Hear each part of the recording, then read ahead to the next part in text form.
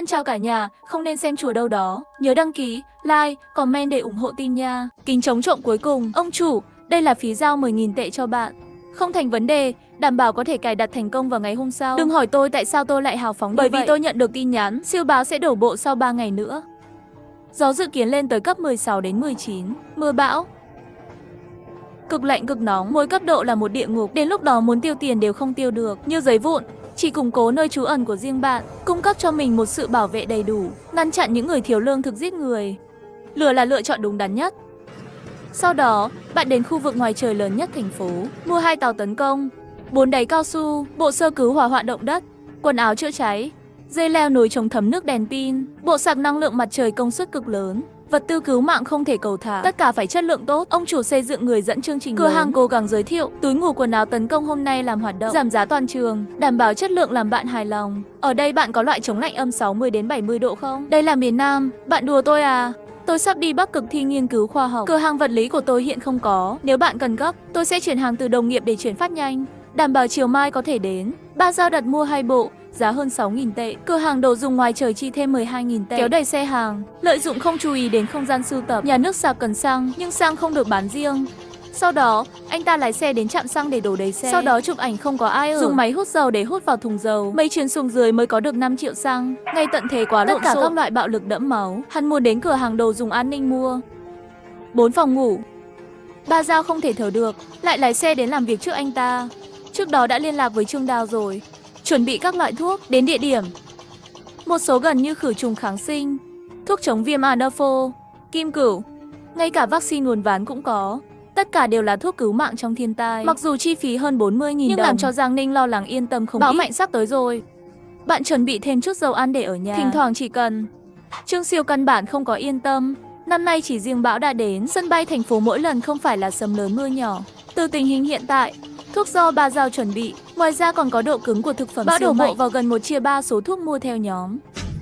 Ba Giao lái xe đến khu vực rau của chợ nông sản, quả bí ngô, dưa chuột đỏ và củ cải trắng, cà tím, mướp đắng cần tây, cà chua, vi, khoai tây, khoai lang cần 200 cân, củ gừng, tỏi, có thể trồng và làm gia vị. Bạn biết đấy, trong thời tiết lạnh giá, một bát súp gừng có thể khiến người ta sống. Hắn vừa xem vừa mua hàng hóa hơn 3 cửa hàng thực phẩm chính. 50 cân một túi gạo lấy 100 túi, 50 cân một túi bột mì, 50 túi mì trắng, bột gạo mì trứng, bột khoai lang 500 kg, đậu nành, đậu đỏ, đậu xanh, đậu đen, đậu phộng 200 cân, thùng lớn dầu đậu nành, dầu đậu phộng, dầu hướng dương mỗi năm 10 thùng. Chỉ riêng thức ăn này đã đủ cho anh ta 30 năm. Ba Giao đóng gói tất cả, luôn cảm thấy thiếu sót một thứ rất quan trọng, nhưng nhất thời lại không nhớ rốt cuộc là cái gì. 8 cửa chống trộm phía sau 3 mét tùy chỉnh, hôm nay cuối cùng cũng gửi đến cửa. Ông chủ, nhà bạn không phải có cửa thép không gì sao? Mấy ngày nữa thế giới không yên ổn, cần cải tiến và củng cố. Nơi này an toàn, ngay cả mái nhà và sàn nhà cũng phải đục lỗ. Không sao, an toàn là quan trọng nhất. Nhà này tùy các bạn làm sao cũng được. Sau vài giờ cải tạo, cửa ra vào và cửa sổ chống nổ đều được lắp đặt xong. Nhìn trước mắt nhìn căn hộ như chút được gánh nặng. Lập tức Ba Giao đóng cửa hàng bất hợp pháp. Lúc này điện thoại đổ chuông, nhặt lên xem là Giang Ninh gọi đến. Bữa tiệc sinh nhật của tôi hôm nay khi nào bạn có thể đến? Bên kia điện thoại tôi nghe thấy rất nhiều người cười. Kiếp trước tôi lờ bạn thích trả lời không quan tâm. Đời này bạn không thể leo cao được. Cúp điện thoại đi, không nói hai lời, trực tiếp block. Trở về căn hộ, Ba Giao cầm máy tính lên, điện thoại máy tính bảng liên tục tải xuống thông tin, nhạc phim khác nhau, kỹ năng sống, bản đồ ngoại tuyến, sơ cứu thảm họa. Lúc này, một trang web mua sắm đột nhiên bật lên tin nhắn vận chuyển. Ba Giao lúc này mới như tỉnh mộng, anh ta quên bộ đồ chống lạnh vùng cực mua trên mạng, lẽ ra phải đến vào tối hôm qua. Ông chủ lớn giao hàng không kịp thời, tổn thất tài chính xã hội vừa đến thanh chuyển phát nhanh. Thế là anh ta lập tức gọi điện thoại liên hệ với trạm chuyển phát nhanh. Bao đã đến rồi, bây giờ không thể giao hàng được. Và nếu sử dụng, bạn có thể đến lấy trước 6 giờ. Lúc này trời điện sét. Bão này mưa lớn đến, nếu không có quần áo chống lạnh vùng cực, cơ thể không thể sống ở 60 đến 70 độ. Lúc này Ba Giao cắn răng, cố gắng lái xe đến điểm chuyển phát nhanh. Trên đường bão thổi đến cả mắt cũng không mở được. Rất nhiều rác và giấy bị cuốn lên trời. Khoảng cách 2 km, phải mất nửa tiếng mới tới. Chuyển phát nhanh, giao hàng trong ngày bão ở khắp mọi nơi. Hàng núi chuyển phát nhanh, hơn 10 phút cuối cùng cũng tìm được quần áo chống lạnh. Còn bão này mạnh hơn. Trời tối quá, tôi không biết, tôi tưởng là buổi tối. Ba Giao cắn răng ôm chuyển phát nhanh lớn. Trên đường đi, cuối cùng đã về nhà an toàn. Vừa về nhà, một giọng nói chất vấn liền truyền đến. Sao giờ mới về? Chúng tôi đã đợi bạn rất lâu rồi. Giang Ninh nói chuyện rất không kiên nhẫn, như một giọng điệu trách cứ. Nhìn thấy hai người, Ba Giao không khỏi nghĩ đến kiếp trước, tự mình bị bắt nạt. và họ lạnh lùng nhìn anh ta. Hôm nay sinh nhật tôi sao bạn không đến? Không quen với bạn, tại sao tôi phải đến? Hôm nay là sinh nhật của học muội, mọi người đều là cựu sinh viên tụ tập cùng nhau sao? Này, không nghe tôi vừa nói không quen sao? Sinh nhật cô ta thì liên quan gì đến tôi? Ý bạn là gì? Trước đây bạn không làm thế với tôi. Đó là lúc trước tôi bị mù. Bây giờ tôi không có chút hứng thú nào với bạn cả. Giang Ninh, đi thôi, đừng nói nhảm với anh ta. Lúc này Giang Ninh lại không muốn đi, bởi vì bên ngoài siêu bão đang tàn phá cả thành phố. Bây giờ ra ngoài rõ ràng là một lựa chọn không khôn ngoan. Tôi có thể ở lại chỗ bạn tối nay không? Bên ngoài bão tố tôi cũng không về được. Bạn bị bệnh à? Đã nói chúng ta không quen, bạn còn có da mặt dày để xin ở lại. Đồ bánh bao hôi thối, nói chuyện cẩn thận. Tôi nhé. Nói chuyện như vậy, các bạn có gan thì đừng trêu chọc tôi. Mặt Dương Vĩ như trò đáy nồi. Lúc này mới vội vàng Giang Ninh nhanh chóng bại hoại rời đi. Sáng sớm đói đến hoảng sợ, mang con thiểm cầu của cô ta đến nhà tôi. Nhà bạn có đồ ăn không? Tôi đã không ăn trong 2 ngày. Ở nhà lại không có chút lương thực nguyên chất nào. Bạn là ai? Chúng ta quen nhau à? Đừng dựa vào việc có một khuôn mặt đẹp có thể để lấn trước tôi theo bạn. Đời này bạn không xứng. Khuôn mặt xấu xí của bạn khiến tôi trông thật kinh tởm. Bạn làm nũng thật sự không được. Cho tôi chút gì ăn cũng được. Để tôi nhét bụng trước đã.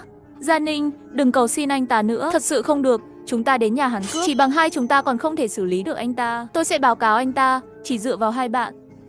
Bạn chắc muốn cướp lương thực của nhà tôi chứ? Tên thiểm cẩu, khi chuẩn bị tiến tới bạo lực với tôi. Đột nhiên, một khẩu súng bắn tỉa dài 5 mét, chỉ vào trán anh ấy. Hành động bất ngờ này làm hắn sợ ướt quần. Ngạc nhiên rồi quỳ xuống. Trong ngày tận thế, không ngờ bạn còn có cái này. Loại lớn không chuẩn bị chút nào. Làm thế nào tôi có thể đối phó với đám tiểu nhân bạn? Không phải vừa rồi bạn rất kiêu ngạo sao? Còn cướp lương thực của nhà tôi nữa. Bây giờ sao lại tè ra quần vậy? Coi chừng. Tôi xin lỗi bạn vì những gì tôi vừa nói. Đổi mặt còn nhanh hơn lật sách.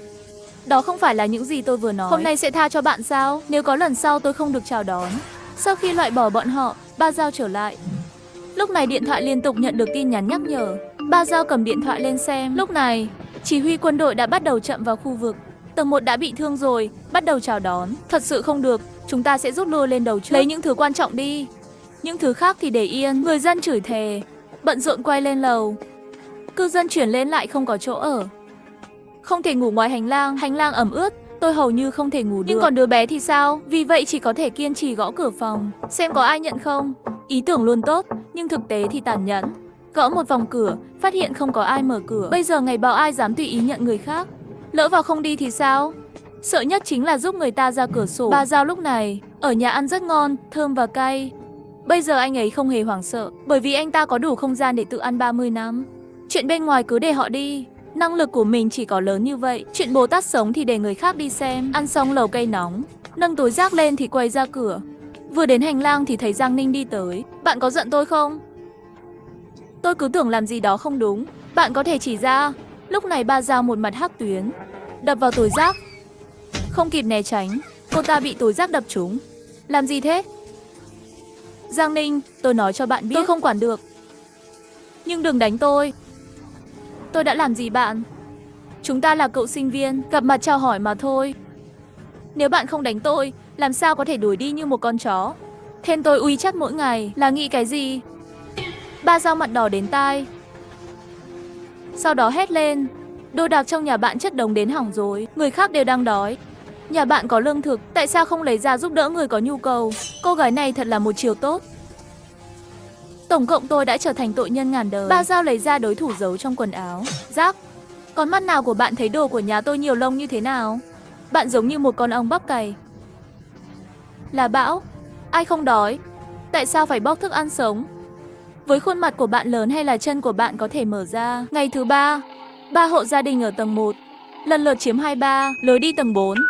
Vệ sinh đều được giải quyết ở đầu cầu thang. Rác thải ở khắp mọi nơi. Bạn có thể ngửi thấy mùi hôi từ xa, làm cho cư dân tầng Viên phàn nàn trong lòng. Tôi nói các bạn có thể không ở đầu cầu thang không? Làm cho nơi này có mùi hôi. Chị Tân Thiên, chị thông cảm nhé. Đây không phải là tầng 1 của chúng tôi bị ngập. Bây giờ không có chỗ ở sao? Tôi muốn mượn nhà vệ sinh. Bên cạnh gõ cửa thì không có ai mở cửa. Bạn nói chúng tôi làm thế nào? Bây giờ ra ngoài, lũ lụt và gió lớn có 9 mạng sống cũng không đủ. Nhưng nghĩ rằng tất cả mọi người là để tồn tại, cũng đè cơn giận xuống. Lúc này nhìn từ ban công, tưởng có thể nhìn thấy thứ gì đó trong nước. Ba Giao dùng kính viễn vọng nhìn thấy hóa ra là mấy cái thi thể. Trong nhóm nó là 3 tòa nhà, đói 2 ngày chạy ra ngoài tìm thức ăn bị chết đuối. Lúc này lại thấy mấy người mạo hiểm đi tìm thức ăn. Nếu không phải gánh nặng, không có lựa chọn nào khác, ai lại đi ra ngoài trong cơn bão tìm kiếm thức ăn. Ngay khi Ba Giao cảm thấy thông cảm, không thể nhớ được sự thay đổi, thấy là Trịnh Vĩ điện. Ba Giao, bạn có thể lập phòng để tôi và Lục Vũ mượn một chút không? Khi nào bạn tới? Có một ngôi nhà bên cạnh nhà tôi. Khoảng 2 ngày tới. Không được, tầng 1 của chúng tôi đã bị chiếm rồi. Nếu nhấn chìm tầng 2 này, tôi không dám đảm bảo sẽ không có ai đến cướp nhà bên cạnh. Vậy bây giờ tôi sẽ đến sau khi dọn dẹp. Chính ủy là nhà vô địch.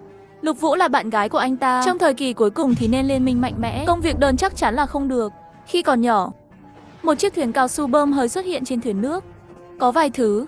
Chính ủy hai người mạnh mẽ bơi về phía trước. Lập tức Ba Giao đến lầu 2 nghênh đón. 2 lần, hai người Trịnh Vĩ bất chấp bão mưa lớn bơi đến đây. Nhưng khoảng cách 100 mét lại gần như mất nửa mạng. Lúc này một người phụ nữ nhìn thấy thuyền cao su, hai mắt phát sáng một chút chạy ra ngoài. Cười hỏi, sao các bạn chuyển nhà mang nhiều đồ như vậy? Bên trong có gì? Ba Giao cười trên mặt, nhưng trong mắt lại toàn là tính toán. Cặp hắn muốn lên tay, hơi thở, vội vàng đặt đồ vào chân không cho chạm vào. Ba Giao nhìn thấy không cho chạm vào, quay đầu lại đi cướp thuyền cao su. Này, chúng ta bị kẹt ở đây. Mấy ngày nay không ăn không uống, cho chúng tôi mượn thuyền. Chúng ta ra ngoài tìm chút gì đó lấp đầy bụng. Thuyền cao su bây giờ là công cụ cứu mạng, cái này làm sao có thể đồng ý cho Chỉ thấy bà già đưa tay ra sắp cướp. Trịnh Vĩ tiến lên đẩy dì một chút, 5-6 bước của bà già, ngồi trên mặt đất. Hai đứa con trai nhà dì lập tức chạy lên, muốn đánh người. Lúc này, Trịnh Vĩ hạ gục hai người. Thấy hai người bị đánh, đám đông bắt đầu. Tất cả những lời chỉ trích. Ba Giao sớm đã biết chuyện này sẽ xảy ra, không có lúc cướp chúng. Những người này chỉ biết đứng bên cạnh nói chuyện phiếm. Thế là lúc xuống lầu liền mang theo nữ bác sĩ bên người. Nếu hôm nay chiếc thuyền cao su này được cho mượn, cụ thể là không về nữa, lúc này sẽ cho họ. Hôm nay ai chạm vào đồ của tôi thử xem. Đám đông xem thấy hắn một chiêu hạ gục hai người, chỉ dám lên tiếng, nhưng không ai bắt kịp. Ba Giao giúp cầm túi, đưa hai người đi lên lầu. Một cơn bão. Không chỉ toàn bộ thế giới đều đảo lộn, tam quan của con người cũng tinh tế như nhau. Hàng xóm thường sống hòa thuận. Bây giờ lại vì một chút tài nguyên trong tay người khác, tất cả đều lộ ra mặt xanh răng nanh. Bỏ qua suy nghĩ nhẹ nhàng, không xấu hổ khi mẹ cướp thuyền cao su của chúng tôi. Một cái tát nhẹ nhàng ổn định để ngăn chặn nguồn lực của chúng tôi bị không trả lại. Người tốt bụng nhớ, tôi đã phải lắp một cái cầu thang với giá 2.000, mang chống trộm giày, vẫn là bạn giỏi. Điều này có thể giải quyết 90% rắc rối. Tối qua nhà tầng 2 có trộm, đặt nhà người khác mấy phần, không còn nhiều thức ăn nữa. Một số người không có thức ăn, chỉ có thể đi cướp đồ ăn của nhà người khác. Chúng ta phải chuẩn bị ngay bây giờ, nếu không lần sau sẽ là chúng ta. Sau khi lắp đặt cửa chống nổ, tôi đưa hai người đến phòng bên cạnh. Lâu rồi không có ai ở đây, trên bàn có một tầng lầu dày. Hai người bận rộn hơn nửa tiếng mới dọn dẹp xong. Trong tình hình hiện tại, hai người Trịnh Vĩ mang theo mấy loại mì lớn. Nếu không có gì bất ngờ, nó hầu như không thể tồn tại cho đến khi thấy hai người mệt mỏi liền chào hỏi. Ba Giao về nhà là một bữa ăn thịnh soạn. Súp gà hoa, sườn om, cá chua ngọt, đúng lúc chuẩn bị đồ ăn ngon để thưởng thức. Đột nhiên sàn nhà rung chuyển, tốc độ càng ngày càng nhanh, cảm giác cũng càng ngày càng mạnh, giống như có thứ gì đó không thể không muốn bùng nổ. Trong tiềm thức nghĩ đó là động đất. Chỉ thấy bầu trời vô cùng u ám, có một cơn lốc xoáy lớn. Không phải đôi không tuyệt đối, hai con lốc xoáy quay theo hướng ngược nhau, xoay như một chiếc máy ngọc lục bảo khổng lồ. Cây cối bay khắp nơi, nhà sập, xe hơi như đồ chơi ném lên trời. Ngay cả nửa ngày, hai con lốc xoáy nhanh chóng đến gần, vừa đánh nhau vừa hút. Âm thanh cắt một tòa nhà chọc trời, đập vỡ nốt chừng. Tòa nhà chọc trời 30 tầng, chưa đầy 1 phút đã biến mất hoàn toàn. Sóng lớn như vậy đây là lần đầu tiên lốc xoáy. Nhưng may mắn là thời gian chỉ bằng một nửa, nhưng chỉ mười mấy phút này thôi, có thể làm cho thành phố mất tích. Lần này bão nhận được không hổ là vua Giao làm bếp, tôi cảm thấy muốn phá hủy thành phố này. Lúc này trên mái nhà có một tiếng hét vang lên, chỉ thấy một người phụ nữ đứng trên mái nhà, trong tay còn có một đứa bé 4-5 tuổi. Người phụ nữ tóc xoăn đứng trong mưa lớn, hét trong cơn cuồng loạn. Anh là thằng khốn nạn. Kiếp sau tôi làm quỷ cũng sẽ không bỏ qua cho anh. Đứa nhỏ bên cạnh sợ hãi khóc, cố gắng kéo mẹ lùi lại. Mẹ ơi, con sợ quá. Làm ơn, đừng nhảy. Đứa bé. Người phụ nữ này tôi biết, chồng cô ấy nuôi phụ nữ bên ngoài, không chỉ lén sinh con, còn đem tiền tiết kiệm của gia đình lấy đi mua nhà mua xe cho người phụ nữ bên ngoài. Trước cơn bão, các cô gái đang nói chuyện ở tầng dưới, bị hắn nghe thấy mới có hành xảo quá khích như vậy. Vợ ơi, đừng nhảy. Làm ơn, vì lợi ích của trẻ con. Anh và người phụ nữ đó chỉ là ngoài ý muốn.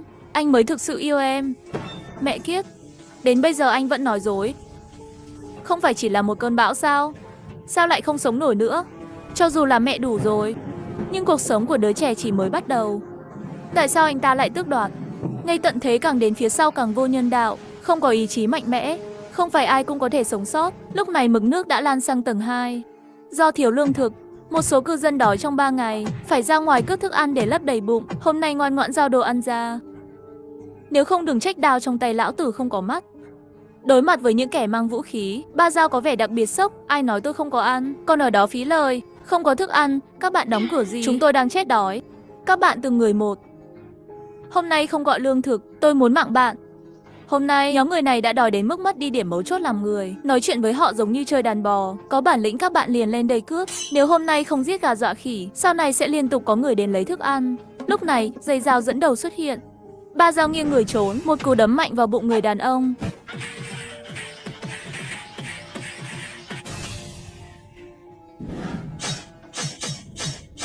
Bây giờ bạn muốn thức ăn hay mạng sống? Tên cầm đầu nói chuyện này quỳ xuống cầu xin lòng thương xót. Chúng tôi cũng không còn sống nữa. Phương sách cuối cùng mới như vậy. Dù sao các bạn cũng không bị thiệt hại. Cứ coi như không có chuyện gì xảy ra và để chúng tôi yên được không? Mấy người vừa rồi có bao nhiêu kiêu ngạo, bây giờ có bao nhiêu kẻ hôm nay các bạn gặp may, lần sau thì không chắc đâu. Mau cút đi, mấy người chạy mất rồi.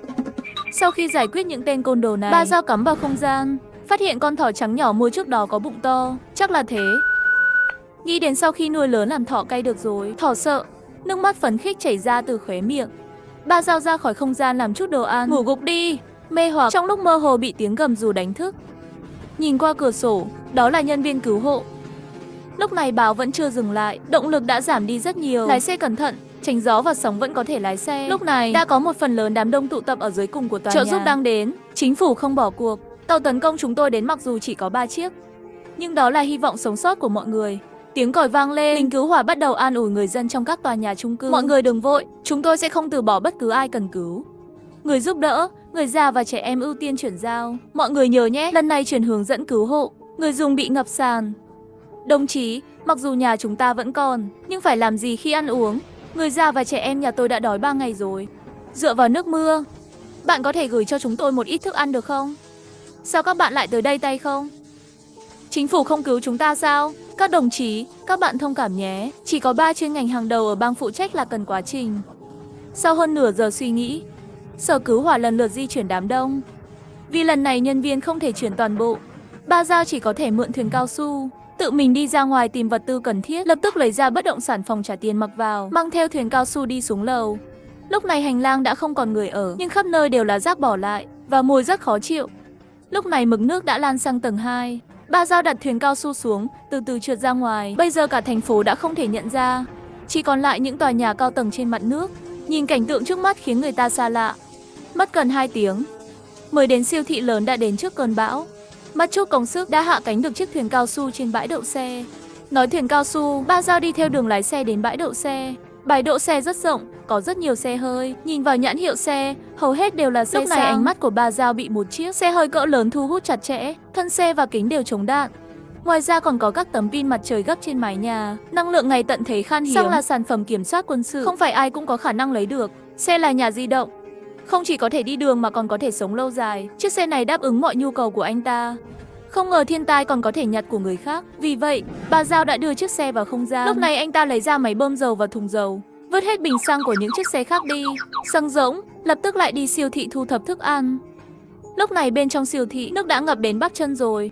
Ba Dao phải chạy đua với thời gian, cố gắng tích trữ vật tư cần thiết trước khi bị nhấn chìm càng nhiều càng tốt. Đúng lúc Ba Dao mua gương với giá không tệ, đột nhiên một ánh sáng quét qua cách đó không xa. Mẹ kiếp, không lẽ mua không tệ còn có những người đồng đạo khác sao? Thế thì sao? Không gian bị phát hiện chắc chắn sẽ bị lộ. Nếu bên kia đánh nhau nhiều hơn chắc chắn sẽ bị thiệt hại. Vì vậy, Ba Dao với kính chống thấm nước trốn dưới nước, quan sát bức tường, mạo hiểm bị đánh chết đi siêu thị mua không tệ. Không ngờ lại vô tình nhận được một chiếc xe cao cấp. Lúc này mực nước dâng lên rất mạnh, siêu thị sắp bị ngập. Vật tư bên trong không lấy cũng sẽ bị phá hủy. Thế là tôi dùng hết sức bình sinh mới chuyển được hết đồ đi.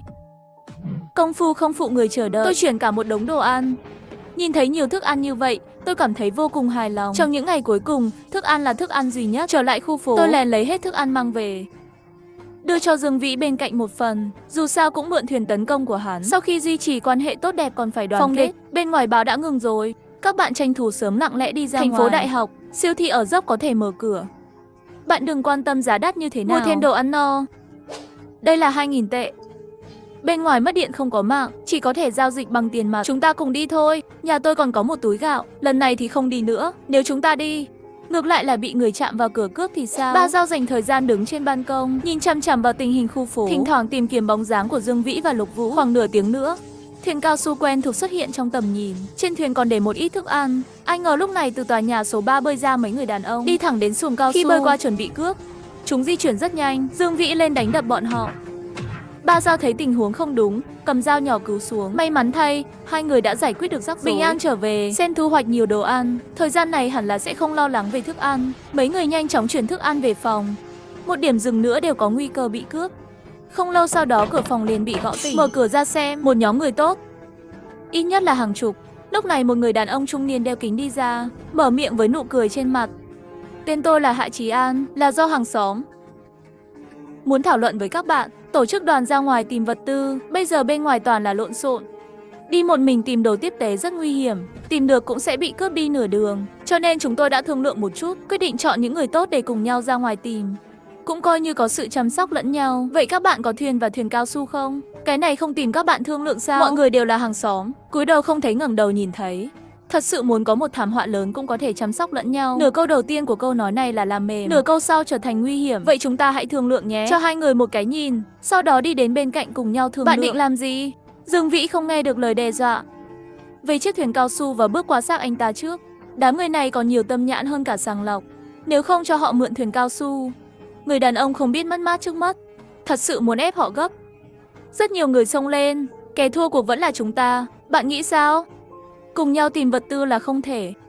Đừng nói là không tìm được bao nhiêu, cho dù là tìm được rồi, nhiều người như vậy đến 3 cái răng cũng không đủ. Đó là tính toán thời gian, sao không cho họ mượn, bảo họ ra ngoài tìm thuyền. Đến lúc đó sẽ không chỉ nhìn chằm chằm vào một cái trong tay chúng ta. Tìm vật tư thì không cần, nhưng tôi có thể cho bạn mượn thuyền cao su trong một ngày. Cảm ơn rất nhiều, nhưng chúng tôi chỉ mượn lần này. Nếu bạn làm mất hoặc làm hỏng thì sao? Nếu nó bị hỏng, chúng tôi sẽ bồi thường cho bạn không thêm một cái nữa. Bằng chứng? Không phải chỉ là một cái thuyền cao su hỏng sao? Chưa mượn được tay không trả lại bạn có thể làm gì? Hôm nào nước lũ rút, đến đồn cảnh sát, đến lúc đó bồi thường cho hắn một cái là ngày tận thế toàn cầu. 3 đổ bộ, ngày thứ 4 của ngày tận thế. Anh trai tốt, nhà của Trương Siêu không chỉ bị chiếm đóng, hơn nữa còn đánh quể chân ra ngoài. Mấy người chúng tôi phối hợp, quyết định đuổi những kẻ bắt nạt, lấy lại người trong nhà. Tôi sẽ cho các bạn 1 phút. Nếu không ra thì đừng trách lão tử không khách khí. Gõ cửa nửa ngày nhưng không ai trả lời. Tránh ra, tôi đến nhà vệ sinh. Sau khi mở khóa cửa, chỉ thấy một đôi vợ chồng 50-60 tuổi dẫn đứa trẻ đi ra, trong tay còn cầm túi thuyền cao su đệm nệm giấy. Nhìn thấy Ba Giao, thoạt nhìn nhận ra là tự mua cho Trương Siêu. Người tốt, nhà này không chỉ tiếc cho Trương Siêu, còn chiếm dụng vật tư anh ta mua. Đi qua, tóm lấy đứa trẻ và kéo nó đến cửa. Hai người 1 phút nữa dọn ra ngoài. Nếu không chuyển, đừng trách tôi. Chuyện này hai vợ chồng một cái nhào tới ôm lấy chân tôi, trong miệng kêu gào giết người. Ngày càng có nhiều người theo dõi. Trước mặt mọi người, tôi và Dương Vĩ trực tiếp khiêng hai người đi ra ngoài. Lục Vũ là mất quần áo, mất đồ xong tôi trực tiếp khóa cửa lại. Lúc này hai người đang lăn lộn trên mặt đất và diễn kịch lớn. Đáng tiếc là nó không hoạt động. Những người khác đều chết đói, không có thời gian dành để quan tâm người khác chết, giải quyết chuyện chiếm nhà. Sau đó chúng tôi tìm thấy Trương Đào trong phòng cứu hộ, đang nằm trong một góc, có những vết thương rõ ràng trên chân. Bây giờ đã bắt đầu bị viêm rồi. Trương Đào, bây giờ bạn còn thuốc dự phòng không? Chân này của bạn không bôi thuốc thì sẽ bị hủy. Bây giờ ăn bữa trước không có bữa sau. Còn thuốc gì nữa? Bạn làm ở công ty dược phẩm, công ty hẳn là bao nhiêu cũng có thuốc dự phòng. Bây giờ lũ lụt bên ngoài đã làm ngập tầng 3 rồi, muốn đi tìm thuốc cũng không có năng lực này. Đừng sợ, chúng ta có thuyền cao su. Đến công ty của bạn hẳn là không có vấn đề gì. Chuyện này Ba Giao đưa túi bánh quy cho Trương Đào mau ăn đi. Lát nữa chúng ta còn phải cùng nhau đi tìm thuốc. Bạn không ăn no không có sức thì sao được. Trương Đào ngấu nghiến. Sắp xong rồi, bánh quy. Sau đó mấy người lại đi thuyền cao su, đến công ty dược phẩm nơi Trương Đào làm việc. May mắn thay, công ty đóng cửa tương đối cao, lũ lụt vẫn chưa lan rộng hết. Chúng tôi ưu tiên thu thập dược phẩm, những thứ khác cách nhau một chút. Thế là mọi người chia ra. Lúc này Trương Đào nhìn tủ lạnh lớn trước mắt. Điều ngạc nhiên là bên trong có chứa các loại thuốc vaccine khác nhau, nhưng tiếc là bị mất điện. Những loại thuốc này tự nhiên cũng mất tác dụng. Vì vậy hai người tiếp tục thu thập vật tư. Một tầng công ty thu thập, Một chiếc xuồng cao su cũng đây, mấy người không dám nghỉ ngơi. Lại đi đến tầng tiếp theo tiếp tục quét hàng. Khi quét đến tầng tiếp theo, trước mắt là bộ sưu tập.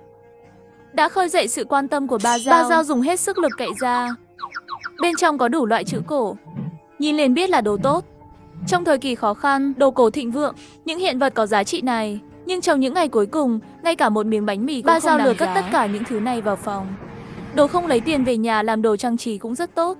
Lúc này nghe thấy Lục Vũ bên cạnh, kích động hét lên, mọi người đến xem nhé, tôi tìm thấy gì? Lục Vũ, may mắn này của bạn cũng quá tốt phải không? Tàu cao tốc loại hàng hiếm này đều có thể nhặt được. Chắc là do người yêu nước mua. Không ngờ lại rẻ hơn tôi. Như thế này, tài sản của chúng tôi có 2 chiếc tàu cao tốc. Quá ít xăng. Chắc là không chạy được bao xa. Không sao, đến lúc đó chúng ta sẽ tìm cách thu thập. Sau này muốn đi đâu cũng được. 4 người giúp làm bàn một thời gian để đóng gói tất cả các nguồn cung cấp. Khi đến được thuyền, khi mấy người chuẩn bị trở về, Lục Vũ ở bên cạnh thì thầm tìm thấy vài hạt giống. Đáng tiếc là rắc thuốc trừ sâu không thể ăn được, nếu không chúng ta có thể chuyển về. Ba đôi mắt đều nhìn chằm chằm đây. Sao vậy? Cô gái này thật ngốc. Nếu chúng ta thật sự không sao, đến lúc đó hạt giống còn đắt hơn thuốc men. Lục Vũ lúc này mới biết mình đã phạm sai lầm ngu ngốc. Vậy bây giờ chúng ta quay lại lấy hạt giống nhé. Lấy hạt giống đi, đã 9 giờ rưỡi tối rồi. Vài người đi trên tàu cao tốc trong đêm tối. Tốc độ tải đầy hàng rất chậm. Khi đến khu vực, mấy người lén lút chuyển qua lại gần 1 tiếng mới bán.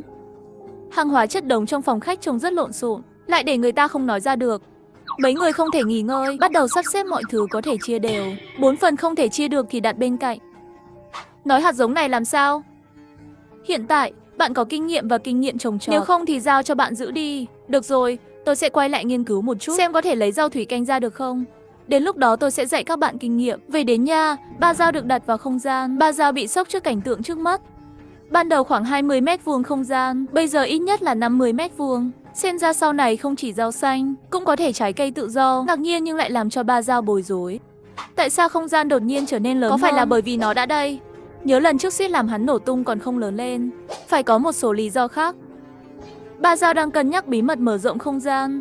Lúc này tiếng gõ cửa vang lên. Mở cửa ra xem là Trương Đào. Hôm qua chúng tôi chỉ lục soát tòa nhà văn phòng của công ty tôi. Bên cạnh còn có 2 cái nữa. Nếu không chúng tôi sẽ lấy nó xuống sớm, rẻ hơn người khác. Tôi muốn lấp đầy căn hộ và không gian. Nhưng bây giờ có thêm 50 khối nữa. Lập tức lại đến hứng thú. Thực phẩm không thiếu, nhưng không chỉ có lương thực là có thể sống tốt trong ngày tận thế. Tội lỗi. Có lẽ trong tay có lương pháp mà chết nhanh hơn. Giống như câu lạc bộ đánh gôn trốn đến hôm qua. Để có thể đối mặt với những con quỷ hung ác. Để có thể tự bảo vệ mình tốt hơn, tôi sẵn sàng đồng ý. Thế là Trương Siêu lại đi gõ cửa nhà Dương Vĩ. Gặp Dương Vĩ không có ý kiến. Mọi người lập tức thu dọn đồ đạc đi. Vừa xuống lầu liền truyền đến một loại không tốt. Lúc này trên hành lang có rất nhiều người. Đôi mắt nhìn qua đầy ác ý. Hiểu rồi. Có thể tối qua tư thế vận chuyển đã bị ai đó theo dõi. Lúc này trong đám người nhảy ra mấy cái. Có vũ khí trong tay. Cơn bão ngày tận thế. Chúng tôi bị một đám người bao vây ở hành lang. Nguyên nhân là tối qua chúng tôi kéo về, hàng hóa bị người xấu nhìn thấy. Hôm nay đến và đối xử với chúng tôi như những đứa trẻ béo. Các người có biết tại sao chúng tôi chặn các người không? Tôi không biết. Bạn có hiểu lầm gì về chúng tôi không? Bạn đừng giả vờ với tôi nữa. Nguồn cung cấp mà bạn đã kéo về đêm qua, chúng tôi đều đã thấy rồi. Tôi khuyên các bạn vẫn là ngoan ngoãn giao nộp vật tư. Người nhất thời là Tuấn Kiệt. Nếu không thì... Đám người trước mắt này rõ ràng coi chúng ta như cừu béo, muốn ăn sạch chúng ta. Có vẻ như hôm nay sẽ có một cuộc xung đột. Tôi sẽ tấn công trước, trực tiếp ấn người dẫn đầu xuống đất trà sát. Dương Vĩ, Trương Đào thấy tôi có hành động, nhanh chóng đặt cửa sau. Một sự cọ sát, sau khi xuất ra, trong hành lang có tiếng hét. Giải quyết xong những kẻ bạo hành này, vài người chúng ta sẽ đi tàu cao tốc, đến công ty nơi Trương Đào làm việc. Lúc này phía trước có một chiếc thuyền tấn công chạy tới. Đứng ở mũi thuyền hóa ra là Giang Ninh và thiểm cầu của cô ấy. Tàu tấn công chứa đầy vật tư. Trên mặt hai người còn có một khuôn mặt tươi cười sắc bén. 2 chiếc tàu tấn công đi qua đối diện nhau. Ba Dao Dương Vĩ cười. Xem ra cậu bé này còn quá trẻ. Cứ như vậy đi dạo quanh chợ với thức ăn. Bây giờ có quá nhiều người không có thức ăn. Một khi bị theo dõi, có thể mất chưa đầy 1 ngày để vào. 2 tòa nhà văn phòng còn lại đều bị lục soát. Sau này xem ra quét không chỉ là bước này. Trễ một bước, đồ đạc đều bị người khác lấy đi rồi. Không hẳn. Xem bạn muốn gì thôi. Vật tư hiện tại của chúng ta tiết kiệm đủ ăn nửa năm. Nhưng cơn bão đã qua. Sẽ vào chế độ luyện ngục cực lạnh. Mặc dù lạnh âm 6-70 độ, đến lúc đó chống lạnh mới có thể giữ bí mật. Sao chúng ta không lấy ít củi về, đề phòng? Chúng ta không thiếu gassy. Cần củi làm gì? Thời tiết năm nay thật bất thường. Ai biết chuyện gì sẽ xảy ra, một ngày nào đó sẽ hết gassy. Tích trữ nhiều hơn luôn đúng. Ba Giao về nhà, cải thiện thức ăn cho bản thân. Dù sao 2 ngày này đi ra ngoài trung chuyển, vật chất thể lực tiêu hao cũng tương đối lớn. Ăn cơm xong cũng đi ngủ sớm. Nửa đêm lại bị dưới lầu tiếng động rất lớn, hang động và đất kêu lên thức dậy. Trong thời kỳ cuối cùng, chuyện này quá bình thường. Sáng sớm ngày hôm sau, cửa phòng bị gõ. Vừa mở cửa nhìn thấy Đường Mũi xanh mặt sưng tấy. Ai đã bắt nạt bạn như thế này? Đây không phải là Dương Vĩ cảm thấy sức khỏe tôi kém sao? Tập luyện cho tôi từ tối qua. Tôi cũng không thể luôn dựa vào Dương Vĩ, bảo vệ tôi đi. Cái này có thể cầm được, hiệu quả giảm đau giảm viêm đặc biệt tốt. Đúng rồi, bạn có biết chuyện gì xảy ra tối qua không? Tôi không biết. Quản lý Giang Ninh và thiểm cầu của cô ta sẽ cướp nó. Tôi đã đoán được điều này từ lâu rồi, có lẽ hôm qua họ lại quay lại nhầm. Có bao nhiêu cặp mắt trong tòa nhà này nhìn chằm chằm vào họ, hậu quả cũng có thể tưởng tượng được. Nhưng tàu cao su của họ không bị cướp. Không phải là không bị cướp, mà là những người kia. Kiểm tra từ từ, hai chúng ta đang nói chuyện. Trương Đào Mũi xanh mặt sưng tấy đến đây. Hôm nay chúng ta còn đi chơi không? Tôi không muốn ra ngoài. Các bạn có nhu cầu có thể đi ra ngoài. Tôi đến xem nhà là được. Trương Đào bị tẩy não bởi thuyết tận thế của Ba Giao. Luôn cảm thấy thiếu một cái gì đó. Cảm giác lo lắng ngày càng nặng nề. Chào. Ba người liền cầm thuyền cao su đi ra cửa. Vừa đóng cửa lại, tiếng gõ cửa lại vang lên. Ba Giao. Tôi cứ tưởng là họ có thứ gì đó quên mang theo. Mở cửa xem ai biết là Giang Ninh. Lúc này Giang Ninh tiến lên một cái kéo Ba Giao. Làm ơn đi Dương Vĩ. Đêm qua chúng tôi bị cướp. Hắn bị thương trong lúc đánh nhau. Mở bàn tay bẩn thỉu ra, giúp thì đến bệnh viện. Chạy đến đây làm gì? Bây giờ bên ngoài không ra được. Lại hết dầu rồi. Ngoài ra, không phải bạn đã học y khoa sao? Ba Giao, bạn không thể thấy chết mà không cứu. Cút đi, đừng bắt tôi làm thế. Hắn cũng có hôm nay, tất cả đều là nhân của hắn. Tôi không thể cứu anh ta. Đời trước, bạn còn nhớ đã làm gì tôi không? Tôi nghĩ bạn cũng không quên đâu. Báo ngày tận thế đổ bộ. Vật tư bị hạ xuống, thiểm cầu bị thương. Khóc kêu tôi đi chữa bệnh cho anh ta. Tôi trực tiếp từ chối anh ta và nói một lời với anh ta để đuổi Giang Ninh đi. Tôi ngồi trên tàu cao tốc, đi vào trung tâm triển lãm Thủy Triều trong cơn mưa tầm tã, bởi vì đã có một cuộc triển lãm ở đó trước khi kết thúc. Khi ngày tận thế đến, đồ trang sức và ngọc lục bảo vẫn chưa kịp chuyển. Và tất cả những gì tôi phải làm là đến đó để tìm rất nhiều đồ trang sức và ngọc lục bảo, tranh cổ dùng để nâng cấp không gian. Sau hơn 1 giờ lái xe, nhìn từ xa thấy hình dạng rất lớn và trung tâm triển lãm quốc gia với cảm giác nghệ thuật đứng trong nước lũ. Lúc này Ba Giao nhìn thấy phía trước có mấy vách đá. Bởi vì sóng mạng lưới nước sông Phượng Thành, nơi này càng nhiều, dòng nước càng bình thường. Ba Giao vốn muốn tăng tốc chạy qua, nhưng lại nhầm vào vòng xoáy. Xong rồi, hôm nay có nhà bên cạnh trong vòng xoáy không? Hôm nay thật là không tốt. Tôi phải nhanh chóng tìm ra cách, nếu không chỉ có 3 ngày nữa mới có thể nhìn thấy tôi. Sau đó, Ba Giao lấy ra tốc độ tay hơn 20 mới thoát khỏi vách đá. Đến phòng triển lãm, không hổ thẹn là 4 điểm du lịch. Ba Giao không có thời gian thưởng thức, đi thẳng đến bảo tàng đồ nội thất trên tầng cao nhất. Bên trong bảo tàng có đủ loại gỗ, đồ nội thất cổ hoặc rách. Ba Giao cầm đèn pin chạy qua các khu triển lãm. Đi được một lúc, cuối cùng cũng tới chỗ chị, một cái dài khoảng 4 mét. Hình dạng lốm đốm bất thường và gỗ đen xuất hiện. Trước mặt, lúc này một mùi thơm đến lỗ mũi. Thật là một cây gỗ cũ to và thô. Sau đó, Ba Giao nhanh chóng đưa kho báu này vào không gian. Sau đó, trầm hương lá nhỏ gỗ đàn hương đỏ. Tất cả các loại gỗ nhà đều cho hết vào không gian. Không gian mới không đủ cho mọi thứ. Đi xem đi. Lúc này không gian rải rác rất nhiều đồ nội thất cũ kỹ. Thật kỳ lạ, hầu hết những người khác đã biến mất, mà không gian của mình lại lớn hơn một chút. Hơn 50 chai trước đó, bây giờ hình như đã dư rồi. Xem ra đúng rồi. Lâu lắm rồi, gỗ tâm linh thực sự có thể nâng cấp không gian. Bây giờ lại có thêm không gian và vật tư. Xem ra sau này chỉ cần cùng không chết thì cùng chết. Cảm ơn. Cảm ơn tất cả các yêu tinh đã hy sinh cho không gian. Đối với những người không được công nhận bởi không gian, đặt xuống làm củi. Chuyến đi này thật sự rất đáng giá. Ngoài không gian, Ba Giao lúc này bỗng nhiên nghĩ 2 cái két sắt ở góc bên cạnh. Vì vậy, bắn mạnh. Đột nhiên rơi súng ra. Ngoài súng, bên trong còn có 2 hộp đạn đầy đủ 200g. Thật là bất ngờ. Có thứ này sau này ngủ đều có thể yên ổn trở lại. Một lần nữa cảm ơn sự cống hiến của bá chủ. Giờ chỉ còn lại cái két cuối cùng. Tôi cố gắng hết sức để cạy nó ra. Khoảnh khắc mở két, ánh sáng chói lóa làm mù mắt tôi. Tôi sẽ nhìn rõ khi ánh sáng biến mất. Két sắt đều là tiền giấy mới tinh. Xem ra ánh sáng vừa rồi là do tiền phát ra. Trực tiếp là mù mắt tôi. Ba Giao đếm kỹ một chút, chàng trai tốt. Trong 100 năm, đó là 100 cái W. Kích động trái tim rung động tay. Tâm trạng lúc này không thể nói thành lời. Ba Giao bỏ tiền vào ba lô và tiếp tục tìm kiếm tài nguyên. Những nơi khác là một mớ hỗn độn. Bất kỳ vật liệu nào có lợi cho sự sống còn, hầu hết những người có thể chuyển đi đều chuyển đi. Vừa rời khỏi phòng kính của đèn pin, quét được một quả bóng màu cam, đường kính khoảng 3 mét. Đây chỉ là khoang thoát hiểm.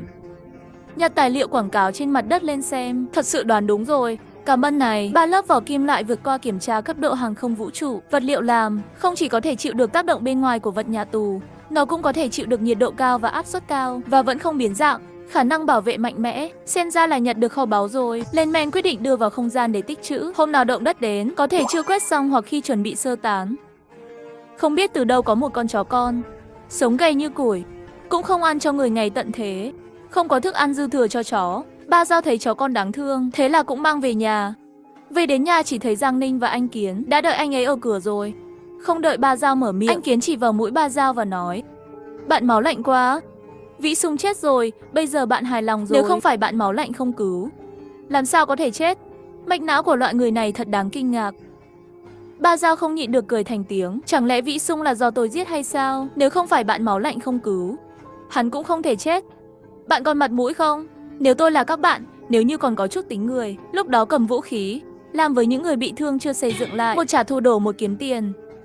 Kết quả các bạn đều là kẻ hèn nhát, không dám đến nhà báo thù thì thôi, và đẩy cái chết của anh ấy lên người tôi. Bạn đúng là một thằng khốn nạn. Tôi là ngày thứ 7, lúc này một cân gạo đã bán được 500 tệ. Hơn nữa mỗi người giới hạn mua 1 cân. Để mua gạo, khắp nơi đều có đấu tranh cắt hàng. Lúc này Ba Giao đi ra ngoài về nhà vừa lên lầu, bị sốc bởi sương mù động cơ, chỉ thấy cửa cầu thang hàn vô số đinh sắt, mà mấy người bên cạnh đang bận rộn.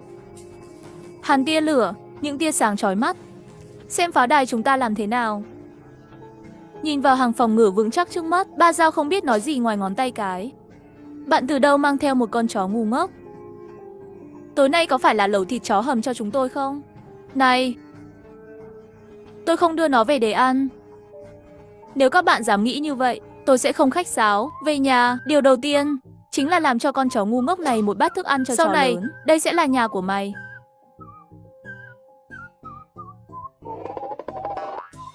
Mày sẽ ngủ ở đây, sau khi con chó ngu ngốc đến đây. Cứ ở nhà đi, tôi sẽ đi làm việc bên cạnh. Anh ơi, tiền này lấy ở đâu vậy? Hôm nay đi chơi, tin thấy trong phòng thu ngân của một tòa nhà văn phòng, chị gái đối mặt với một đống tiền dày. Trong lòng không có sóng gió, thậm chí còn hơi buồn, bởi vì tiền bây giờ không còn nhiều giá trị nữa. Gạo hiện nay, giá bán chính thức đã tăng lên 500 tệ 1 cân.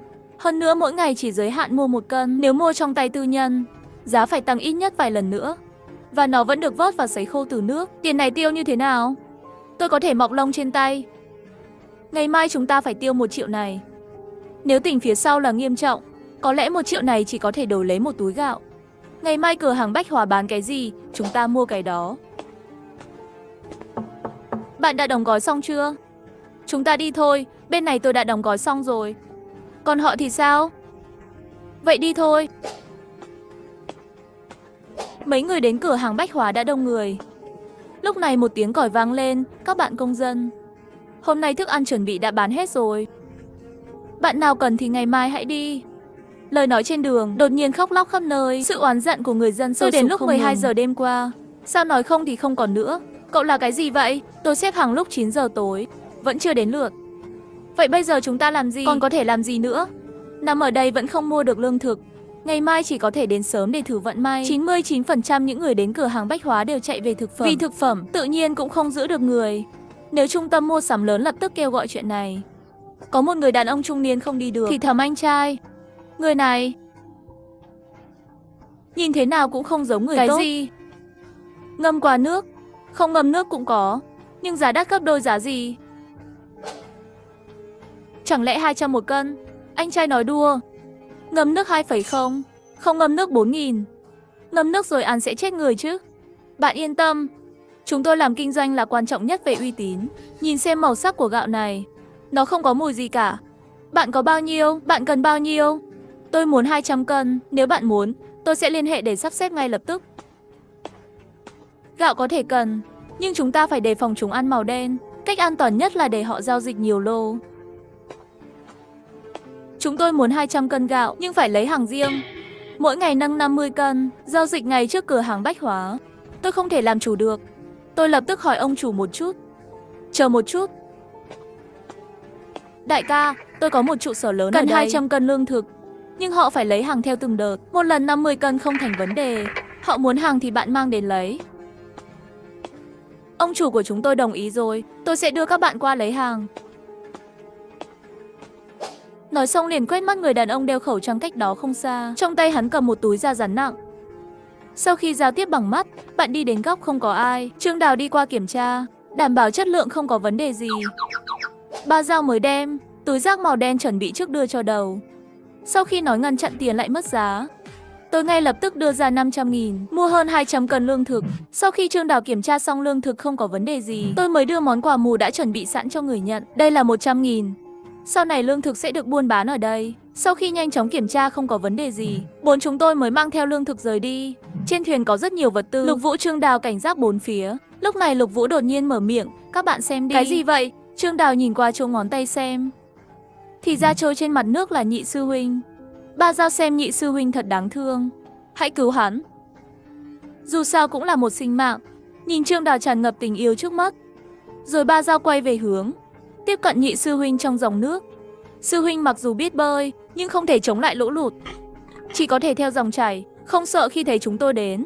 Thậm chí còn phát ra tiếng kêu cứu. Mau cứu nó lên đi. Cũng không biết ngâm trong nước bao lâu. Thật đáng thương. Vậy là mấy người chúng tôi tay bảy chân, kéo thẳng lên. Nhìn bộ xương thì rất lớn, nhưng cũng đói nên giảm cân rất nhiều. Nhìn cũng có hơn 200 cân. Sư huynh nằm trên thuyền tấn công thở hổn hển. Cho nên mấy người chúng ta liền đem Nhị sư huynh chuyển đến nơi an toàn. Nhanh Dương Vĩ, bạn cố lên đi. Giữ chân cho tôi. Lục Vũ, mau đi lấy cái chậu đi. Trương Đào, bạn giữ chặt đầu cho tôi. Đừng để nó di chuyển. Nhìn bọn họ mấy người đem Nhị sư huynh ấn không được động đậy. Vì vậy, tôi lấy thiết bị kết thúc cuộc sống ra và xé nó ra. Không lâu sau Nhị sư huynh liền yên lặng lại. Cho nên ta lại chia sư huynh thành 4 phần. Chọn trước đi, để lại cho tôi cái phía sau là được. Tôi muốn thêm một ít thịt ở phía sau. Vậy tôi muốn cái phía trước. Lát nữa về nhà lấy một miếng thịt đầu heo ướp ăn. Sau khi chia thịt, tất cả đều bỏ vào túi nhựa. Không ai có thể nhìn thấy những gì bên trong. Lúc này Lục Vũ bắt đầu có chút lo lắng. Chúng ta ăn thịt người khác sẽ không phát hiện sao? Chúng ta đang ở tầng trên cùng, muốn bay cũng là bay lên ngồi.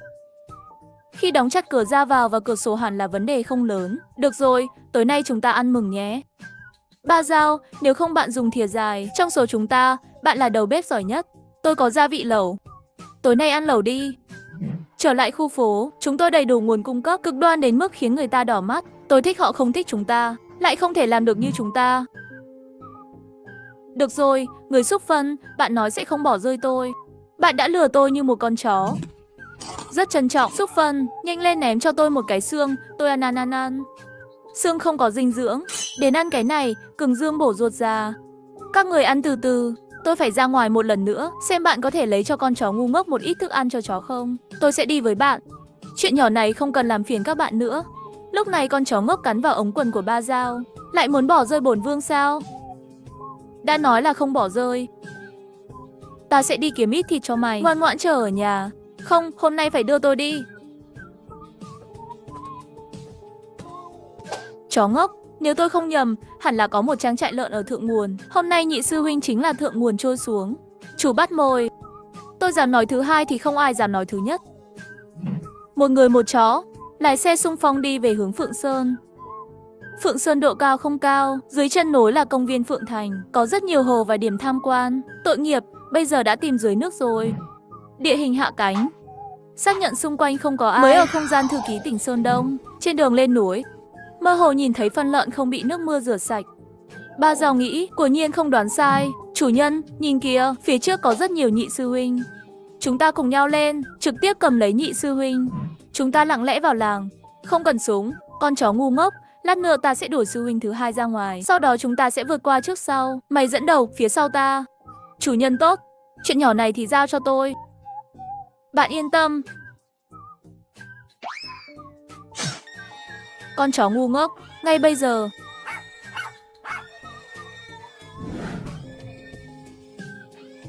có người cứu tôi. Nếu không tôi sẽ nói ở đây. Lập tức Ba Dao lấy ra máy tính công suất lớn. Hai sư huynh cãi nhau liền cáu kỉnh đã thay đổi thiếu gia. Nhị sư huynh không kịp an toàn sao có thể ngã xuống đất. Chưa đầy vài phút, mười mấy nhị sư huynh liền toàn bộ ngã xuống. Sau khi xác nhận tất cả, nó được đưa vào không gian. Con chó ngu ngốc, không ngờ cuộc săn của mày lại mạnh mẽ như vậy. Đây là phần thưởng. Bây giờ biết đưa tôi ra ngoài. Một lựa chọn khôn ngoan. Mau ăn đi, sắp tối rồi. Chúng ta phải về nhà thôi. Trở lại khu phố, vẫn còn vô số đôi mắt nhìn trộm. Thấy Ba Dao chỉ là ông chó trở về, trong lòng mọi người mới có được sự cân bằng. Tôi đã nói rồi, cũng không phải lần nào cũng oán hận như vậy, chỉ là thấy hắn không tìm được thức ăn. Tâm trạng của tôi là vô cùng sảng khoái. Vừa lên lầu, Ba Dao thấy một chàng trai trẻ đỡ một bà già. Xin chào, xin hỏi bạn có thể chữa bệnh không? Có chuyện gì vậy? Bà tôi bị đau lưng, nhưng bệnh viện hết thuốc rồi. Bác sĩ đề nghị chúng tôi tìm châm cứu Trung Quốc. Tôi nghe nói bạn học y khoa Trung Quốc, không biết có thể giúp bà tôi không? Tôi đang chờ châm cứu, nhưng không đặc biệt thành thạo. Bạn yên tâm, để tôi chữa đây cũng là không có cách nào. Nhưng thật sự đau đớn khó chịu. Điều này có thể chữa được, nhưng y thuật của tôi có hạn, không chữa khỏi, và phải tính phí. Tiền của tôi đều ở trong thẻ không lấy ra được. Chờ lũ rút đi, hứa sẽ lấy cho bạn ngay lập tức. Bây giờ nếu không có tiền cũng có thể lấy lương thực. Nghe nói xin lương thực, bà Trung vội vàng ngăn lại. Bà có tuổi rồi, đã sống đủ rồi. Đừng lãng phí thức ăn, bà ơi. Không phải có hy vọng sao? Xin hỏi bạn có thể đổi những thứ khác không? Có, nhưng tùy thuộc vào giá trị. Tôi có một chiếc xe đạp leo núi. Chỉ vài lần thôi. Bạn xem 90% cái mới trông không tệ. Có thể cho bạn 10 lần điều trị. Về nhà tìm ghế dài để cửa đồng hồ nằm lên. Lại đến một chút rượu thuốc kích hoạt máu và loại bỏ tình trạng ngưng trệ. Kỹ thuật không được coi là thành thạo, nhưng cũng làm cho bà Trung thoải mái hơn rất nhiều. Bạn là bác sĩ đúng không? Tôi không phải bác sĩ. Không đâu. Bà già dưới lầu không phải bạn đang chữa cho bà ta sao? Tôi đau đầu sốt, bạn cho tôi xem nhé. Tôi phải trả phí khám bệnh. Nghe thấy phí, khuôn mặt tươi cười của phụ nữ trung niên giảm xuống. Tôi chỉ bị đau đầu và sốt. Cậu cho 2 viên thuốc là được. Thuốc này của tôi không trị được bệnh của bà. Không có thuốc. Vậy đâm cho tôi 2 mũi nhé. Đâm kim có thể một lần 5 cân lương thực. Cái gì? Cậu đâm kim không cần chi phí. Tại sao phải mua 5 cân lương thực? Làm người cũng không phải là làm như vậy. Mọi người đều là hàng xóm. Các bạn đã nhận được rất nhiều thứ tốt. Không lấy ra thì thôi. Lại còn muốn thức ăn sống của chúng tôi. Trái tim của cậu cũng quá đen tối phải không? Không khí trong tường. Lúc này, bà đang cố gắng tìm lỗi phải không? Bà già trước mặt là tự tư tự lợi được cộng đồng công nhận. Tình yêu lợi dụng.